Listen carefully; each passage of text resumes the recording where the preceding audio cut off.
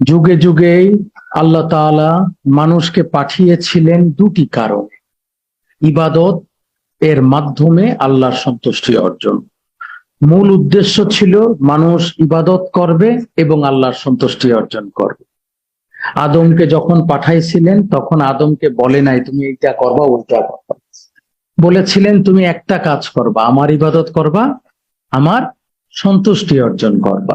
কিন্তু দুনিয়ার জমিনে চলতে গেলে শুধু ইবাদত আর সন্তুষ্টি অর্জন করা যায় না, অনেক কাজ করতে হয়।